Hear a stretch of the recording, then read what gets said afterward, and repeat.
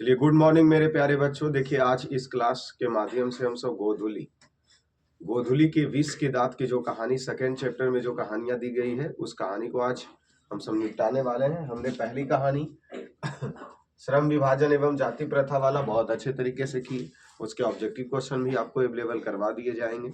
और आज आते हैं अपनी दूसरी कहानी। अपनी जो गोधुली की दूसरी कहानी है विष के दांत, उसके पहले लेखक का परिचय हम सब देख लें, क्योंकि कुछ लेखक के परिचय से भी प्रश्न बनते हैं। जैसे क्वेश्चन आपसे पूछेगा कि विष के दांत की कहानी के लेखक कौन है? नलिन विलोचन शर्मा। विष के दांत की कहानी के लेखक नलिन विलोचन शर्मा, जिनका जन्म 18 फरवरी 1916 ईस्वी को हुआ। प्रश्न क्या पूछेगा? विष के दांत की कहानी के लेखक नलिन विलोचन शर्मा, और इस जो इनका जन्म है 18 फरवरी 1916 ईस्वी में। जैसे देखिए, इस लेखक के नाम को ध्यान में रखने के लिए हम सब क्या करेंगे? विष विष हमेशा जो होता है खतरनाक होता है, तो उसको हमेशा नली में ही बहा के रखना चाहिए, क्योंकि विष के समान अगर जो जीवन में अगर कुछ आ गया तो सोचिए पूरी जीवन बर्बाद है। इसीलिए दिमाग में सेटअप ये रखना है विष, तो विष मतलब उसको बहा के ही रखो, नली में ही। तो नलिन विलोचन शर्मा विष के दांत की कहानी के लेखक नलिन विलोचन शर्मा, और जाति प्रथा श्रम विभाजन कहानी के लेखक भीमराव अंबेडकर। और नलिन विलोचन शर्मा का जन्म कब हुआ? 18 फरवरी 1916 ईस्वी। कहाँ हुआ? पटना के बदरघाट में हुआ था, और वे भोजपुरी भाषा के थे। नलिन विलोचन शर्मा भोजपुरी भाषा के थे। दर्शन और संस्कृत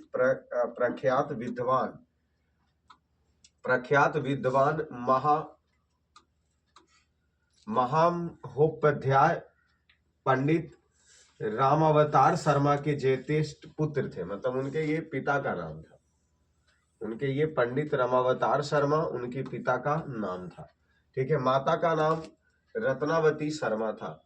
उनके व्यक्तिगत निर्माण में पिता के पांडित्य के साथ उनकी प्रगतिशील दृष्टि से भी बड़ी भूमिका थी नलिन विलोचन शर्मा के। उनकी स्कूल की पढ़ाई पटना के कॉलेजिएट स्कूल में हुआ था, और पटना विश्वविद्यालय से उन्होंने संस्कृत और हिंदी में एमए किए थे।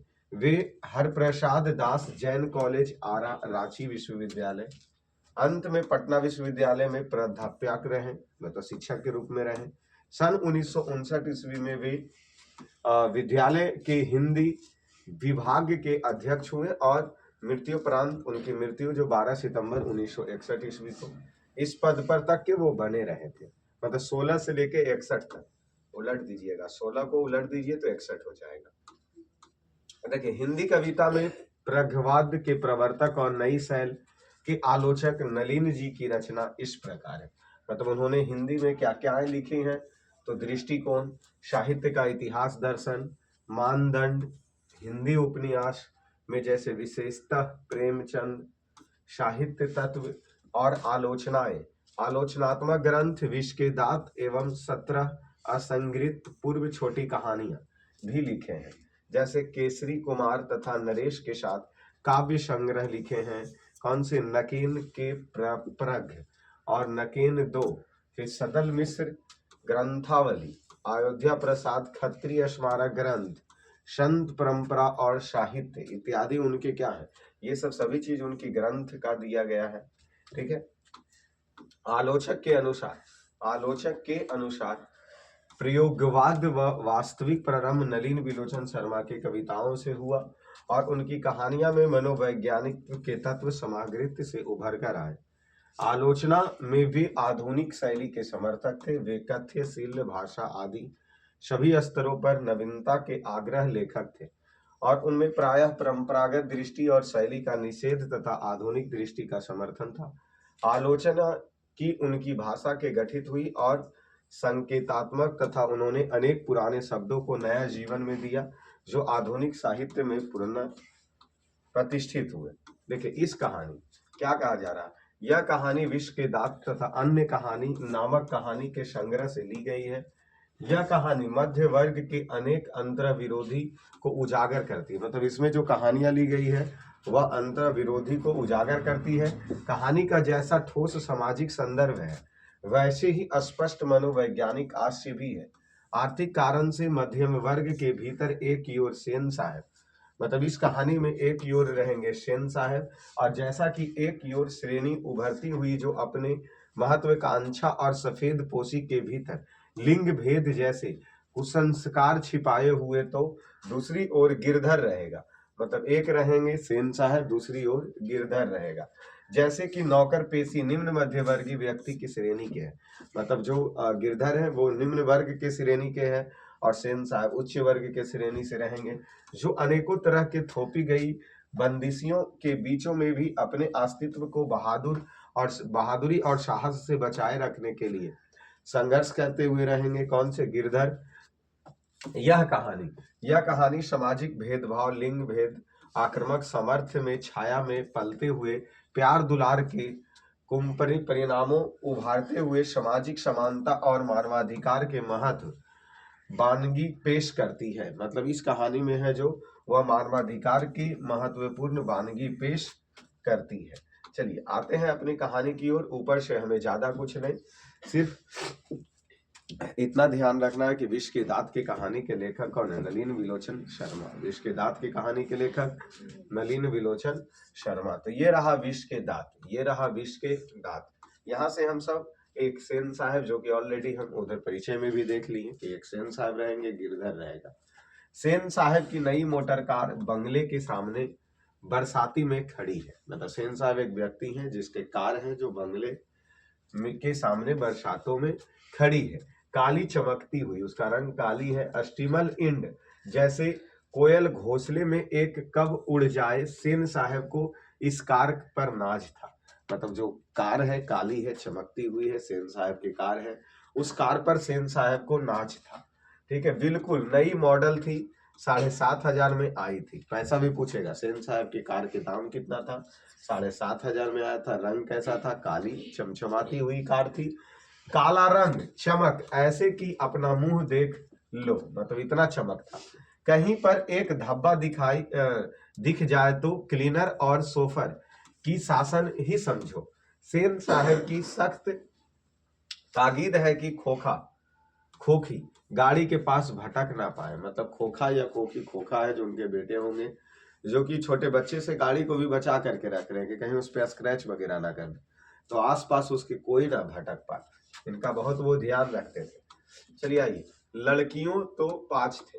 उनके सेन साहब की बेटी कितनी थी? 5 बड़ी सुशील थी और 5 ठहरी और सो भी लड़कियां, मतलब 5 बेटी ही है सेन साहब की।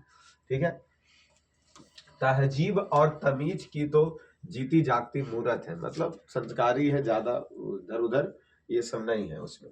मिस्टर और मिसेज सेन से उन्हें क्या करना चाहिए वह सिखाया हो या नहीं, क्या क्या नहीं करना चाहिए, इसके उन्हें ऐसी तालीम दी गई है कि बस लड़कियां क्या है, कठपुतली है, और उनके माता पिता को इस बात पर गर्व है। मतलब बहुत सीधी सादी है, कह रहे हैं कि उसको क्या करना चाहिए उन्हें बताया गया है, उनको क्या नहीं करना चाहिए जो बताया गया उनके माता पिता के द्वारा।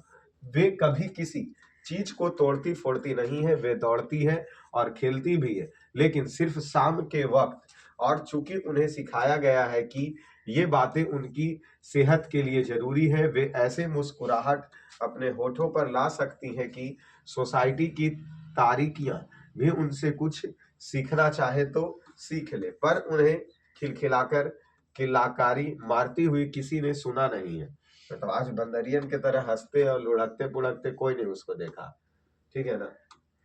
फिर देखिए, सेन परिवार के मुलाकाती रसक के साथ अपनी शरारती बच्चों को खींचकर कहते हैं, एक तुम लोग हो और मिसेज सेन की लड़कियां हैं। अबे फूल का गमला तोड़ने के लिए बना है, तुम लोगों के मारे घर में कुछ भी तो नहीं रख सकता। तो पड़ोसी ताना मार रहा है, वो तू सब है, वो उसकी बेटी है, तुम जीते जागती मूरत के तरह, तुम सबके तो डर से घर में गमला भी नहीं रख सकता। ऐसा पड़ोसी बोल रहे हैं उसके। देखिए, सो जहां तक सेन परिवार की लड़कियां का सवाल है, उनसे मोटर की चमक दमक को कोई खास खतरा नहीं था, लेकिन खोखा भी तो है। मतलब खोखा है, खोखा जो एक ही है, सबसे छोटा है, और खोखा ना उम्मीदी बुढ़ापे की आंखों का तारा है। यह नहीं कि मिसेज सेन अपना और बुढ़ापे का कोई ताल्लुक किसी हालात में मानने को तैयार हो सेन साहब को सचमुच बूढ़े नहीं लगते हैं। लेकिन मानने लगने की बात तो छोड़िए, हकीकत तो यह है कि खोखा का आविर्भाव तब जाकर हुआ था जब उनकी कोई उम्मीद दोनों बाकी नहीं रखे थे। मतलब कहने का मतलब खोखा का जन्म ही हुआ था बहुत बाद में, कि जब तक के मतलब उनकी 5 बेटी पे ही उनको संतुष्ट रहना पड़ता, लेकिन ये सबसे लास्ट में हुआ तो बूढ़ा तो माए बाप होगा ही होगा। तो वो उनके जो सेन साहब है वो बूढ़े हैं। आइए, खोखा जीवन के नियमों का अपवाद था। मतलब जितना उनकी बेटी लोग सीधी थी, सुशील थी, लेकिन ये खोखा नियम के सब नियम के अपवाद है। और यह अस्वाभाविक नहीं था कि वह घर के नियमों का भी अपवाद था। इस तरह मोटर का कोई खतरा हो सकता है तो खोखा से। प्रश्न पूछेगा मोटर का खतरा किससे था, तो खोखा से था, बाकी पांचों बेटी से खतरा नहीं था। देखिए बात ऐसी थी कि सीमा, रजनी, आलो, सुफाली, आरती, वो पांचों बेटी के नाम है। सेन साहब की पांचों बेटी सीमा, रजनी, आलो, सुफाली, आरती। सीमा, रजनी, आलो, सुफाली, आरती। सीमा, रजनी, आलो, सुफाली, आरती। सेन साहब की 5 बेटी, 5 हुई तो उनके लिए घर में अलग नियम थे, दूसरी तरह की शिक्षा थे, और खोखा के लिए अलग दूसरी। कहने के लिए तो सेनों का कहना था, मतलब सेन साहब का कहना था कि खोखा आखिर अपने बाप का बेटा ठहरा, उसे तो इंजीनियर होना है, अभी से उसमें इसके लक्षण दिखाई पड़ते हैं, इसलिए ट्रेनिंग भी उसे वैसे ही दी जा रही। मतलब उसका बाप कह रहा कि इसको तो भविष्य में चल के क्या बनना, इंजीनियर बनना है, और उसको वैसे ही ट्रेनिंग दी जा रही है। बात यह है कि खोखा के दुर्नीति स्वभाव के अनुसार ही सेनों ने सिद्धांतों को भी बदल लिया था। अक्सर ऐसा होता कि सेन परिवार के दोस्त आते, भड़कीले ड्राइंग रूम में बैठते और बातचीत के लिए विषय का अभाव होने पर चर्चा निकल पड़ती कि किसका लड़का क्या करेगा। तब ऐसे सेन साहब बड़े मौलिकात और दूरंदेशी के साथ फरमाते कि वह तो अपने लड़के को अपने ढंग से ट्रेंड करेंगे, और करेंगे क्या, कर रहे हैं। मतलब जब 4 गो आपस में बैठ जाता है तो चर्च तो कुछ चल ही लगता, तो उसी में सेन साहब बोल रहे हैं कि हम अपने बेटे को तो एक अलग ढंग से ट्रेंड करेंगे। अटेंड करेंगे क्या, ट्रेंड तो कर रहे हैं। आजकल की पढ़ाई लिखाई तो फिजूल की है, वह तो उसे अपनी तरह बिजनेसमैन, इंजीनियर बनाना चाहता है। अब देखिए न, सेन साहब कहते हैं कि खोखा 5 साल का हो रहा है, लोग कहते हैं उसे फिंडन गार्डन स्कूल में भेज दो, लेकिन मैंने अभी तक यह इंतजाम किया है कि कारखानों की बढ़ई मिस्त्री 2-1 घंटे के लिए आकर उसके साथ कुछ ठोक पीट किया करे। मतलब 5 साल का हो गया तो उसको स्कूल भेजना चाहिए, लोगों का कहना है, लेकिन सेन साहब कह रहे हैं उसको स्कूल नहीं, बढ़ई के पास भेज के उसको कुछ ठोक पीट कारखानों में करना चाहिए, तभी ना इंजीनियर बनेगा, बिजनेसमैन। इससे बच्चे की अंगुलियां अभी से ही औजार से वाकिफ हो जाएगा।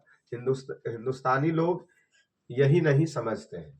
एक दिन वाकया है कि मतलब ड्राइंग रूम में सेन साहब के कुछ दोस्त बैठकर गपशप कर रहे थे।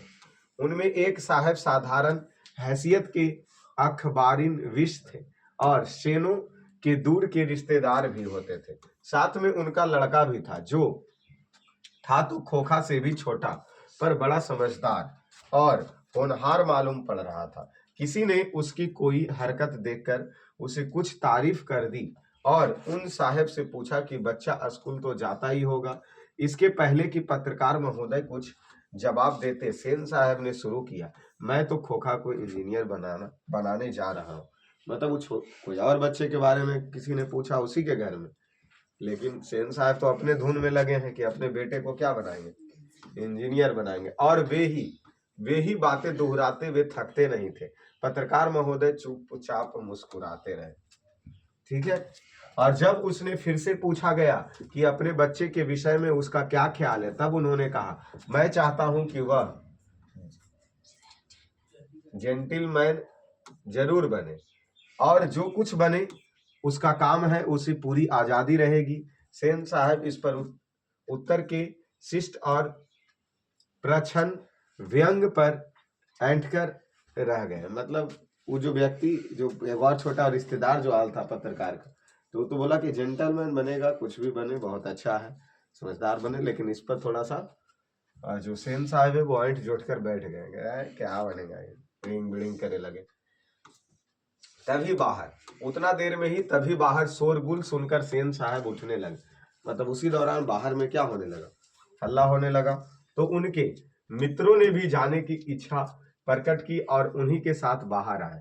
बाहर सेन साहब के सोफर एक औरत से उलझ रहा था। मतलब सेन साहब के नौकर सोफर है जो एक औरत से उलझ रहा था। औरत के पास एक 5-6 साल का बच्चा खड़ा था जिसे वह रोकने की कोशिश कर रही थी, क्योंकि बच्चा बार बार सोफर की ओर झपटता था। मतलब लड़ाई झगड़ा नहीं हो जाता, उस हिसाब से। सेन साहब को देखकर औरत सहम गई। सोफर ने साहब की ओर बढ़कर अदब के साथ कहा, देखिए साहब, मदन गाड़ी को छू रहा था, गाड़ी गंदी हो जाती, मैंने मना किया तो लगा कहने जा जा जा, मैंने उसे पकड़कर अलग कर दिया। इस पर मुझको मारने दौड़ा। अब उसकी माँ भी आकर के खामोखा मुझसे उलझ रही है। मदन की माँ कुछ कहना चाहती थी, लेकिन सेन साहब के सटे होठों को देखकर चुप रह गए। ठीक है। सेन साहब ने बड़े संयम पर कठोर स्वर में कहा, मदन की माँ, मदन को ले जाओ और देखना वह फिर ऐसी हरकत ना करे। मतलब उसके गाड़ी के पास, मतलब वो छू रहा था, इसीलिए उसके सोफर ड्राइवर ने उसको मना किया। उतने में उसकी माँ भी आ गई तो थोड़ा बात का विवाद हो गया। तो सेन साहब भी आ गए और बोले ले जाओ, फिर से दोबारा ऐसी हरकत ना करे। मदन की माँ अपने बच्चे को बाएं घुटने से निकलते हुए खून को पोंछती हुई चली गई। ड्राइवर ने शायद धकेल दिया था और वह गिर पड़ा था, लेकिन एक मामूली किरानी के बेटे को सेन साहब के ड्राइवर ने धक्का दे दिया और उसे चोट आ गया। तो आखिरी ऐसी कौन सी बात हो गई। मतलब यही तो एक उच्च और दूसरा का निम्न। अब उसको ढकेल दिया, उसके घुटने से खून ही आ रहा, तो एकमात्र छोटा सा किराना दुकान का बेटा है, उसको धक्का ही दे दिया तो क्या हो गया, किरानी का बेटा, किराना दुकान है, किरानी का बेटा, चोट ही आ गया तो उसे आखिर में कौन सी बात हो गई। ठीक इसी वक्त मोटर के पीछे खटखट की आवाज सुनकर सेन साहब लपके और सोफर भी दौड़ा और लोगों सीढ़ियां से उतरकर अपने अपने गाड़ी की ओर चले। सभी ने देखा कि सेन साहब का खोखा को गोद में लेकर उसे हल्की मुस्कुराहट के साथ डांट रहे हैं और मोटर की पिछली बत्ती का लाल शीशा चकनाचूर हो गया। मतलब वो छोटा बच्चा तो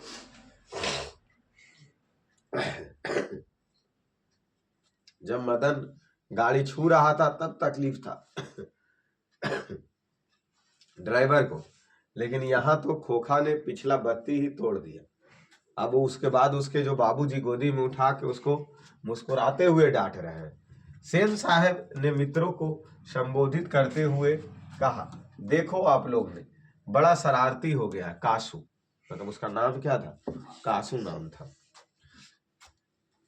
मोटर के पीछे हरदम पड़ा रहता। उसके कल पुर्जे में इसको अभी से इतनी दिलचस्पी है कि क्या बताऊं। शायद देखना चाह रहा था कि आखिरी इस बत्ती के अंदर है क्या। तो अपने बेटे को बड़ाई करने लग गया कि फोड़ भी दिया तो कोई बात, ये देखेल चाह रहा था कि बत्ती के अंदर ही है कि। अपवाद है ना, नालायक है ये सब की तरह। चलिए आइए, सेन साहब खोखा को जमीन पर रखकर अपने दोस्तों के साथ उनकी कार की ओर चली। उन्होंने अपने मित्रों को भाव भंगिमा देखी नहीं, देखते भी तो कुछ समझ पाते, इसका शक ही था। मिस्टर सिंह अपने कार के पास पहुंचे और सेन साहब को नमस्कार कर दरवाजा खोलने के लिए बढ़ी और फिर बढ़े और रुके। उनकी निगाहें अचानक ही अपने चक्के पर गई। उनको नजदीक जाकर देखा तो परेशानी की हालत में खड़े हो गए। टायर बिल्कुल बैठ गया था, शायद पंचर हो गया था। सेन साहब भी आगे बढ़कर आए और कुछ झिझकते हुए बोले, कहीं ऐसा तो नहीं कि यह कासू ने हवा निकाल दिया। मतलब दोस्त वाला 4 व्हीलर के गाड़ी के हवा खोखा कासू ने निकाल दिया। उसका गाड़ी क्या हो चुका था, पंचर हो गया था। ड्राइवर जरा दूसरी चक्कों को भी देख लो और पंप ले आकर हवा भर दो, और हाँ, कुर्सियां लॉन में लगवा दो। अब तब तक हम यहाँ बैठते हैं। मतलब अब वो अपने सेन साहब अपने ड्राइवर को बोला कि हवा ला करके चेक कर लीजिए, भर दीजिए, तब तक कुर्सी भी ले आना, हम यहीं बैठते हैं। यहाँ तो कासू निकाल दिया था उसका हवा, उसका भी हवा। देखिए, ड्राइवर ने एक कार का चक्का लगाकर सूचना दिया दूसरी ओर कि पिछले चक्के के भी हवा निकली हुई है। काम तो कासू बाबू का ही मालूम पड़ता है, इधर ही खेल रहे थे, शोफर ने बताया और पंप लाने चला गया। मतलब पिछलका चक्का के भी हवा गए, अगलका के भी गए। दोनों हवा निकालने वाला कौन था? तो कासू था। मुखर्जी साहब की गाड़ियां सकुशल थी और वह अपने और पत्रकार महोदय के परिवार के साथ चलते बने। सेन साहब और मिस्टर सिंह लॉन की कुर्सियों पर बैठकर बातें कर रहे थे। बातों की सिलसिला में ही सेन साहब ने बतलाया कि कासू को इधर चक्कों से हवा निकालने की हिकमत जान ली थी और मौका मिलते ही शरारत कर गुजरता था। उनका अपना ख्याल था कि उसकी इन हरकतों को देखकर तो यह साफ मालूम होता है कि इंजीनियरिंग में उसकी दिलचस्पी है। मतलब फिर से वही सेन साहब बक रहे कि हवा निकालने का मतलब इनका तो दिलचस्प सिर्फ इंजीनियरिंग ही करेगा और इंजीनियर ही बनाएंगे। इसी तरह की दूसरी में मतलब की बातें होती रही, तब तक कि चक्कू में पंप नहीं हो गया और मिस्टर सिंह रुखसत नहीं हो गए, मतलब चले नहीं गए। तब तक सेन साहब के बकवास सुनते रहे वो। सेन साहब यहाँ कहा जा रहा, सेन साहब अंदर लौटे तो बेरा को मदन के पिता गिरधर लाल को, मतलब मदन का जो गाड़ी छूना चाह रहा था, जो उसके ड्राइवर धक्का दिया, घुटने से जो खून निकला, उनके पिता है गिरधर लाल को, जो उनकी फैक्ट्री में किरानी थी और अहाते से एक कोने में आउट हाउस में रहता था। मतलब बगल के ही एक घर में रहता था, वो उसके फैक्ट्री में ही काम करता था गिरधर लाल। बुला लाने का हुक्म दिया गया। गिरधर लाल आया और सेन साहब के सामने सिर झुकाकर खड़ा हो गया, जैसे खून के जुर्म में कैदी जज के सामने खड़ा हो जाता है। सेन साहब ने ठंडी बेलोस आवाज में कहना शुरू किया, देखो गिरधर, मदन आजकल बहुत हो गया, शोक हो गया, मतलब बदमाश हो गया। और की मैं तुम्हारी और उसकी भलाई चाहता हूँ। गाड़ी को गंदा किया वह अलग है, मना करने पर ड्राइवर को मारने दौड़ा और मेरे सामने भी डरने के बदले उसकी ओर झपकता रहा। ऐसे ही लड़के आगे चल करके गुंडे, चोर और डाकू बने और अपन सुथरका इंजीनियर बनेगा, दूसरका का बेटा चोर, डकैत और डाकू बनेगा। गिरधर लाल कभी कभी जी कह देता था। सेन साहब का भाषण जारी था।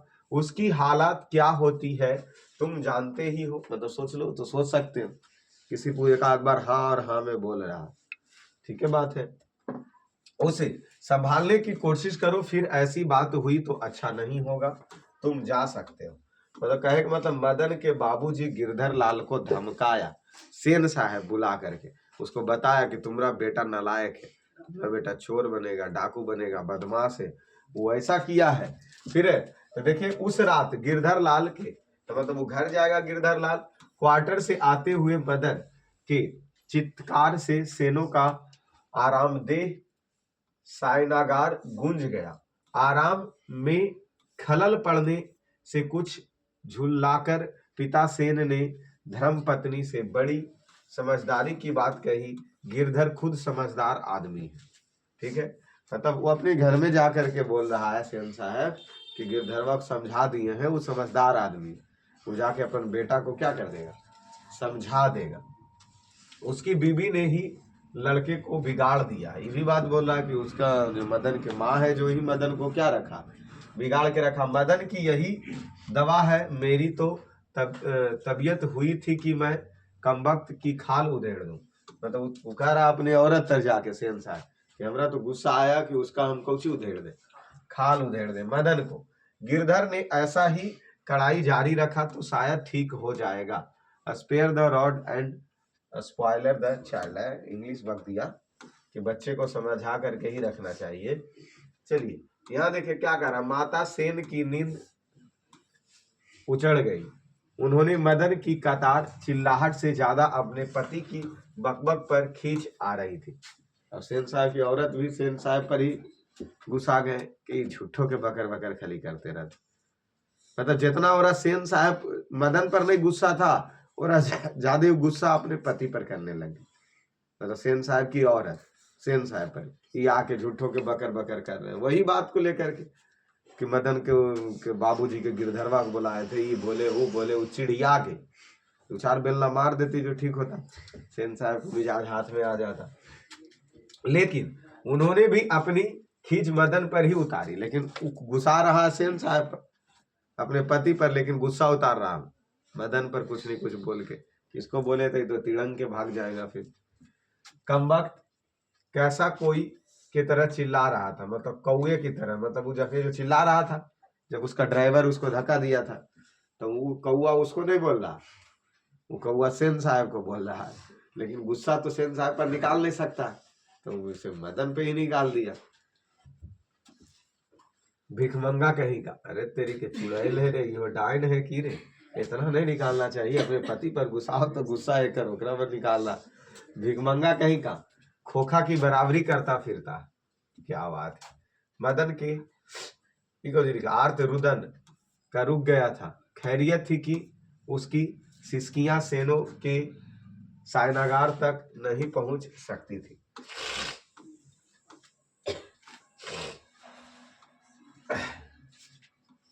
लेकिन दूसरे दिन तो बिल्कुल बेढब मामला हो गया। मतलब दूसरा दिन भी एगो क्या हो गया, मामला हो गया।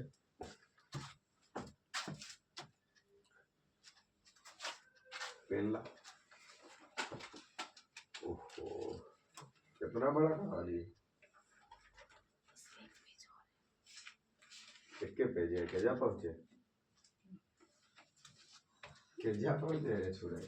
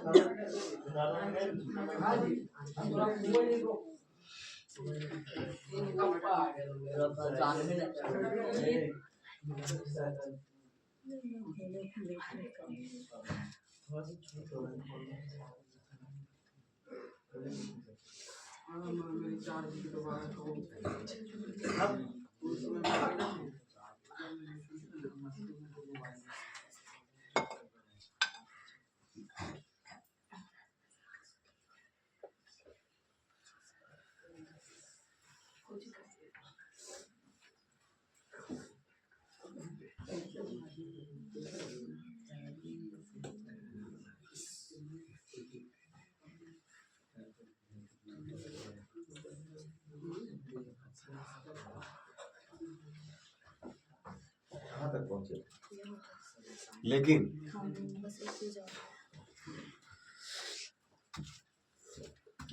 देखिए यहाँ बोला जा रहा, लेकिन दूसरे दिन तो बिल्कुल बेढब मामला हो गया। शाम के वक्त खेलता कूदता खोखा बंगले के अहाते की बगल वाली गली में जा निकला। वहां धूल में मदन पड़ोसियों के आवागर्दी छोकरे के साथ लट्टू नचा रहा था।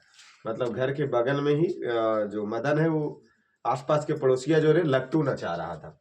खोखा ने देखा तो उसकी तबीयत मचल गई, मतलब उसको भी लगा हम भी नचाते हैं लट्टू। ठीक है। हंस कौओं की जमात में शामिल होने के लिए ललक गया। मतलब वो सब पड़ोसी गन्ने में मिट्टी तिट्टी में खेल रहा था, तो वो बताया जा रहा कि हंस कौओं की जमात में खेलने के लिए क्या गया, ललक गया।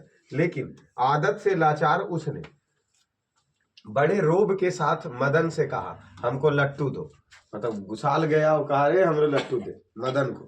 कौन? कासू खोखा, हम भी खेलेंगे। दूसरे लड़कों का कोई खास अर्ज नहीं था, वे खोखे को अपने जमात में ले लेने के फायदे को नजरअंदाज नहीं कर सकते थे। पर उनकी अपमानित प्रताड़ित लीडर मदन को यह बात कब मंजूर हो सकती थी। उसने छूटते ही जवाब दिया, अबे भाग यहां से। मतलब उसके साथ आओ खेल रहा था, उसको खेले दे देता, लेकिन मदन बोला अबे भाग यहां से, नहीं खेले देंगे तोरा, जा से घर। यहाँ पर बड़ा आया है लट्टू खेलने वाला भी है भी लट्टू तेरा। मतलब बोला कहाँ है तोरा लट्टू, कोई चीज खेलेगा तो दिखा अपन लट्टू। घुसाने लगा, जा अपने बाबा की मोटर पर बैठ। बोल दिया जा अपने बाबूजी के गाड़ी पर बैठ गए, बाप के मोटर पर। बड़ा आया लट्टू खेलने वाला। कासू तैस में आ गया, मतलब खोखा गुस्सा में आ गया। वह इसी उम्र में नौकरों पर, अपनी बहनों पर हाथ चला देता था। मतलब वो 5 साल में नौकर पर भी हाथ चला देता था और बहन पर भी। और क्या मजाल की उसे कोई कुछ कर दे या कर दे। उसने आव देखा न ताव मदन को एक घूसा रसीद कर दिया, मतलब एक घूसा पीट दिया। कासू किसको? मदन को। और देखिए चोर गुंडा डाकू होने वाला मदन भी कब मानने वाला था। वह झट से कासू पर टूट पड़ा। दूसरे लड़के को जरा हटकर इस द्वंद्व युद्ध का मजा लेने लगा। तो दोनों में मार होने लगा, तो आसपास खेले वाला हट गया, बोला कि लड़े दो ये दोनों की। लेकिन यह लड़ाई हड्डी और मांस की है। मतलब ये बात कह रहा है क्योंकि मदन तो हड्डी है और कासू मांस है, क्योंकि कहाँ अमीर है और कहाँ वो गरीब है। बंगले की पिल्ले और गली के कुत्ते की लड़ाई है। मतलब कासू को बंगला का पिल्ला कह दिया और मदन को गली का कुत्ता, क्योंकि एक अमीरी गरीबी का लड़ाई है।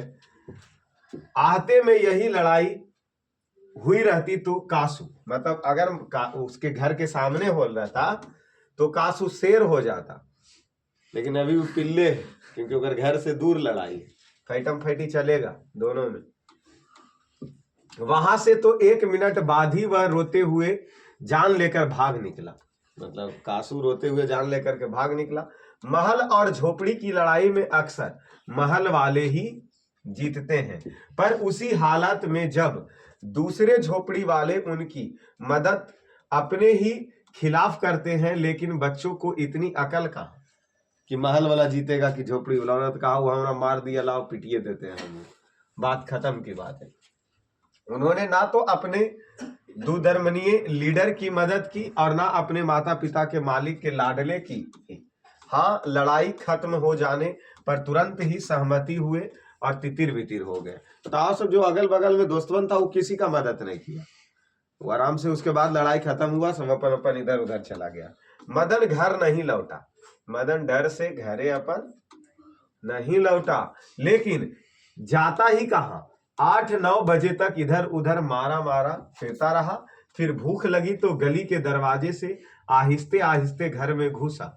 उसके लिए मार खाना मामूली बात था, मदन के लिए गिरधर से, बाबूजी से मामूली बात था। डर था तो यही कि आज मार और दिनों से भी बुरी होगी, लेकिन उपाय ही क्या था। वह पहले रसोई घर में घुसा, मां नहीं था। बगल के सोने वाले कमरे से बातचीत की आवाज आ रही थी। उसने इत्मीनान के साथ भर पेट खाना खाया, लुक के रसोई में घुस के, तू सब चुड़ैल के तरह कि कोई उन्हें लड़ गए मम्मी से या भाई बहन से, तो देख रहे सूता नहीं है अभी तक, सूत जाए तो तुरंत घुस के जाके खा लेंगे। आपका चुपचाप मुंह लटका खड़ा हो जाएंगे कि कहाँ खाए, खेवे नहीं किए, बेचारी के तरह।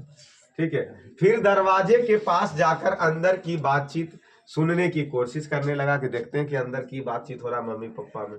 उसे बड़ा ताज्जुब हुआ। उसके बाबू गरज तरज नहीं रहे थे। उसको लगा कि आज तो बाबूजी हमरा गरज के बरसेंगे, लेकिन वो देखे कि अरे मामला कुछ शांत लग रहा, अंदर बात की है, हमरा पर नहीं घुसाएंगे क्या। उसकी अम्मा ने कोई बात पूछा जिसे वह ठीक से सुन नहीं सका, तो उसके बाबू ने झल्लाकर कहा, अरे भाई बतलाया तो, साहब ने सिर्फ यही कहा आज से तुम्हारे कोई जरूरत नहीं। मतलब उसको नौकरी से निकाल दिया। सेन साहब ने गिरधर को नौकरी से क्या कर दिया, निकाल दिया। कल से मकान छोड़ देना और अपनी तनख्वाह ऑफिस से ले लेना। बोला कि कल से तुम हिसाब करके अपना घर चले जाना, तो तुम्हारा जरूरत नहीं है। मदन के काम की कोई बात नहीं हो रही थी। उसकी सजा की तजवीज होती रहती तो सुनने का कोशिश भी करता, लेकिन लगा हमरा कोई बस की बात नहीं है कि बाबूजी अपना कुछ बोले। लेकिन कारण तो यह था कि उसको पीटा, इसी वजह से उसको नौकरी से निकाल दिया। वह दबे पांव बरामदे में रखे चारपाई की तरफ सोने के लिए चला, धीरे धीरे, कि बाबूजी कहीं सुन ना ले। ठीक है, तो अंधेरे में उसका पैर लोटा में लग गया। ले धनर पटक हो गया थारी। लोटे के ठन ठन की आवाज सुनकर गिरधर बाहर निकल आया और मदन की अम्मा भी उसके साथ था। तो पिटाना एकदम निश्चित, टमाटरा के तरह पकड़ा गया सिगरेट पीते बाबूजी से, तब तो धुनैबे करेगा। मदन चौंककर घूमा और मार खाने को तैयार, मतलब एकदम घूम गया, कहा कि अब तो बाबूजी आएंगे तो पिटवे करेंगे, एक अलावा कोई और है नहीं उपाय। तैयार आ छाती को अपने हाथों से बांधकर खड़ा हो गया ऐसे करके कि अब तो पिटेबे करेंगे। मदन अक्सर अपने पिता के हाथ पीटता था, बहुत पीटने पर रोता भी था, मगर बहादुरी के साथ, क्योंकि इसी को बोलते हैं कौची था, उसको गांव में कौची बोलते हैं, कौची बोलते हैं, वही जो ढेर पिटाता फिर भी नहीं सुधरता, घाटाहा। देखा, ये जानती है क्योंकि भी है ना कैटेगरी में कि 5 गो बात 10 गो बात बोल दे, पीट भी दे तो कोई फर्क, घाटाहा नहीं, चुपचाप सुनते रहे, बस वही वाली बात है। गिरधर निसहाय निष्ठुरता के साथ मदन की ओर बढ़ा। मदन ने अपनी दांत भींच लिया, गुस्सा, अब तो पिटेबे करेंगे, एकदम मिजाज एकदम कस के दांत उत खींच लिया। ठीक है, गिरधर मदन के बिल्कुल पास आ गया कि अचानक वह ठिठक गया, मतलब हंसने लगा। गिरधर बाबूजी उसका, उसके चेहरे से नाराजगी का बादल हट गया। उसने लपककर मदन के हाथों से उठा लिया, मतलब उसको पीटने की जगह गोदी उठा लिया। अब लग रहा पटक देगा उठा के, करेगा। मदन का हक्का बक्का बंद कि उठा का लिया, अब तो पटकिए देंगे आज। अपने पिता को देख रहा था, उसे याद नहीं कि उसके पिता ने कब उसे इस तरह प्यार किया था। अगर कभी किया था तो गिरधर उसे बेपरवाही, उल्लास और गर्व के साथ बोल उठा, जो किसी के लिए भी नौकरी से निकाले जाने पर भी मुमकिन हो सकता है। शाबाश बेटा, एक तेरा बाप है और एक तू है, जो खोखा के 2-2 दांते तोड़ डाली। और हंसने लगा, मतलब जो खोखा के लड़ाई हुआ उसमें खोखा के 2 दांत ही तोड़ डाला। अब ये चिड़ में अब करे तो की करे, नौकरी से भी निकालिए दिया था, अब तो रास्ता नहीं था कि मदन को पीटे, क्योंकि अब हुसैन साहब उसको नौकरी से भी बाहर निकाल दिए। तो बोला कि ठीक है किया तू, एगो हम है जो कर गुलामी खटल चल रहे, एगो तू है जो उसका 2 दांत तोड़ दिया, 2 आओ तोड़ देता नहीं रे टमाटरा। अबरी तो मदन तो पक्का है कि चोरे बनेगा तेजा के बाद। ये कहानी भले ही आजाद से दाइंड हो गया, लेकिन वो चोरे डकैत भी बनेगा, नहीं बनेगा, ये कोई बड़ी बात नहीं है। हम तो एकदम कहते हैं बनेगा। उसको नहीं पीटना चाहिए था कासू को, वो कहता लट्टू नहीं देंगे, एक घुसा मारा था, मार खा के घर चल जाता। खोखा कौची बनते, अब खोखा तो हमरो बस के बाहर है। अब ओकर तो बाबूजी जी इतना बड़ाई करते हैं, तब वो इंजीनियर बनते, अब बाकी सब की कहना, ये हम का जानते हैं कि तू सब में भी मदन नियन है, इतना तो हमरा पता है। चलिए, तो इस कहानी को यही 20 के दांत को दंड किया जाए। इसके क्वेश्चन आंसर आप सब लोग कीजिएगा। ऑब्जेक्टिव क्वेश्चन तो हम अवेलेबल करवा ही देंगे, इसके नीचे दिए गए हैं क्वेश्चन, तो उस क्वेश्चन को देखिए। ठीक है, तो बाकी तीसरी कहानी के साथ मिलेंगे अगले दिन, अर्थात कल। चलिए, बाकी क्लास में जुड़े रहने के लिए सभी को धन्यवाद।